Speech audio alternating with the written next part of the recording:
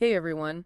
You ever get that feeling? You're out and about here in the DFW and suddenly the sky just looks different. Oh, yeah. Like a weird, almost greenish light, and you just know, right? Like something's brewing. Absolutely. Yeah, that heavy feeling in the air. It's like the calm before the storm, literally. Totally. And, we're no strangers to severe thunderstorms here in North Texas. They're pretty much a regular part of life, especially this time of year. You said it's spring and early summer. That's when things really start to get interesting around here, weather-wise. For sure. So today we're doing a deep dive into something super important for everyone living in the DFW: severe thunderstorm watches and warnings. Because let's face it, knowing the difference between those two can literally be life-saving. Exactly. We've been digging into a bunch of information from the NWS and other local sources, all focused on severe thunderstorms, watches, and warnings, specifically in our area, the DFW. Right, because we want to give you guys the most relevant and up-to-date info possible. So, our mission today is simple.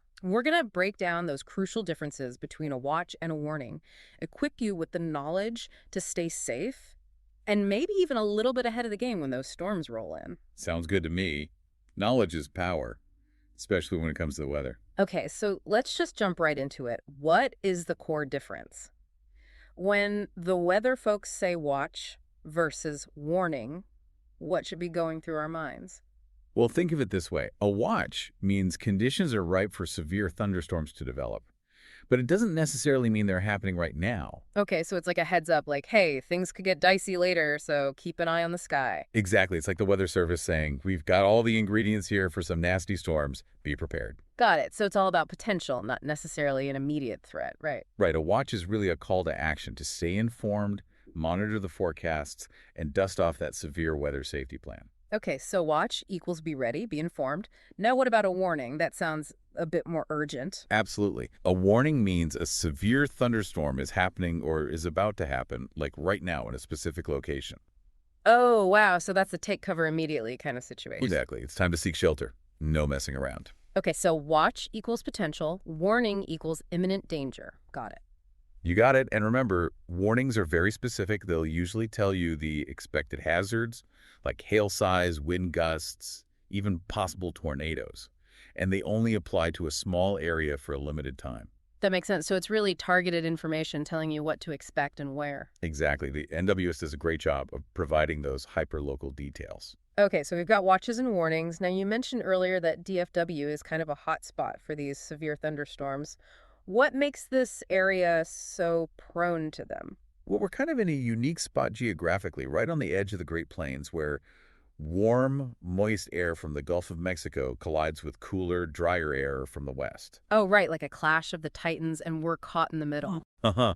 Yeah, kind of. And that clash creates a lot of instability in the atmosphere, which is basically the fuel for thunderstorms. Interesting. So it's that mix of air masses that gets things brewing, right? Exactly. And then you throw in things like temperature inversions where warmer air sits on top of cooler air near the ground, trapping all that energy. Ah, so it's like shaking up a soda bottle. Eventually, all that pressure has to go somewhere. That's a great analogy. And then there's the dry line, which is another key player in our severe weather drama. The dry line, yeah, I hear that term a lot, but I'm not really sure I understand it. Can you break it down for us? Sure, basically it's a boundary between dry air from the west and moist air from the Gulf. Okay, like an invisible line in the sky. Yeah, and when that dry line moves eastward across North Texas, it forces the warm, moist air to rise rapidly, which triggers those powerful thunderstorms. So the dry line acts like a trigger, kind of sets everything in motion. Exactly, and sometimes that trigger can be pulled very suddenly, which is why those storms can pop up seemingly out of nowhere.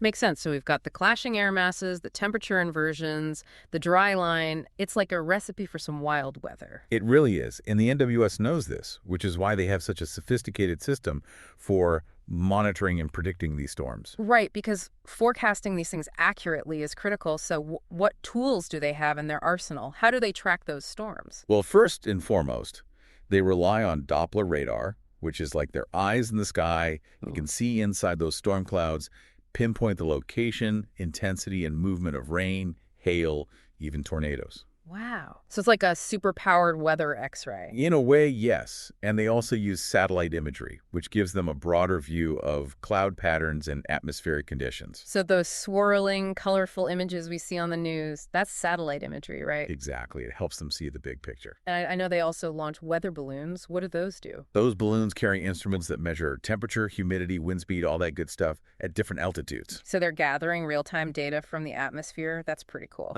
It is. And that data feeds into those complex computer models that help them predict how the weather will evolve. So it's like a constant feedback loop, gathering data, feeding it into the models, refining the forecasts. Right? Precisely. And then you've got the human element, the trained weather spotters on the ground who provide real-time observations. Oh, right. The folks who are out there in the thick of it, seeing things firsthand. Exactly. They're like the boots on the ground for the NWS, confirming what the radar is showing, and sometimes even spotting things the radar might miss, like a small tornado.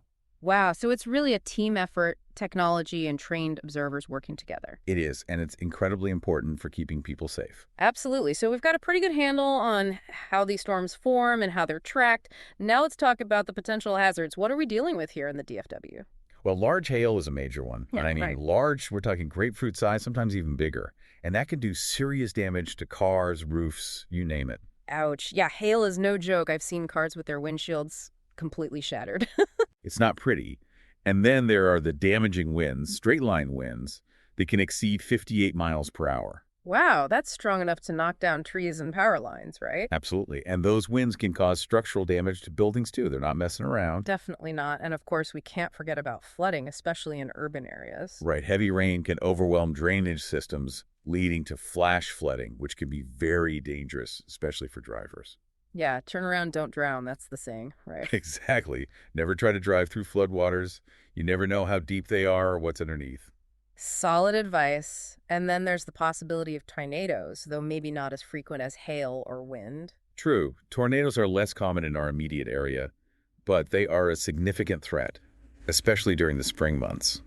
Right, so we need to be prepared for all of these hazards. They all pose a serious risk. Absolutely, and these storms can have a huge impact on our lives here in the DFW beyond just the immediate danger. Right, like the disruption to our daily routines, power outages, flooded roads, all that. Exactly. Severe thunderstorms can really bring things to a standstill, and the economic impact could be significant too. Think about business closures, property damage, the strain on emergency services. It's definitely something we need to take seriously. So, knowing all this, what can we as residents do to stay safe? How can we be prepared? Well, first and foremost, stay informed, monitor the forecasts, sign up for weather alerts on your phone, have a NOAA weather radio handy. So, multiple ways to get those warnings. Don't just rely on one source. Right, because you never know when one might fail. And have a plan, a severe weather safety plan. Okay, a plan. What does that entail? Well, identify safe places in your home, a basement, an interior room on the lowest floor, away from windows, and stock up on emergency supplies, water, food, flashlights, batteries, a first aid kit. So, basically, be ready to hunker down if a warning is issued. Exactly. And know what to do if you're caught outside. Seek shelter in a sturdy building immediately. Don't try to outrun the storm. And what about driving? Any advice there? Avoid driving, if at all possible, especially during heavy rain or hail. But if you're already on the road and a storm hits, pull over to a safe location, away from trees and power lines, and wait it out. Got it. Safety first, always. And earlier you mentioned that there might be some subtle weather differences within the DFW area, like Dallas versus Fort Worth. Is that really a thing? You know, it is. While the overall threat of severe weather is pretty much the same across the region, there can be localized variations. Interesting. So it's not always a uniform experience, even within the DFW. Right. Things like microclimates, urban heat islands, even slight differences in topography can influence how storms develop and where they hit hardest. So it's almost like every little pocket of the DFW has its own unique weather personality. Kind of, yeah. And it's something to keep in mind when you're tracking those storms. For sure. So bringing it all back to those NWS warnings, why are they so crucial for our safety? Well, they provide that critical lead time, those precious minutes that allow people to take action, seek shelter, get to a safe place. Right, because sometimes minutes can make all the difference. Absolutely. Those warnings can literally save lives by giving people the information they need to make smart decisions. So understanding the difference between a watch and a warning, staying informed, having a plan, it all comes down to being proactive, right?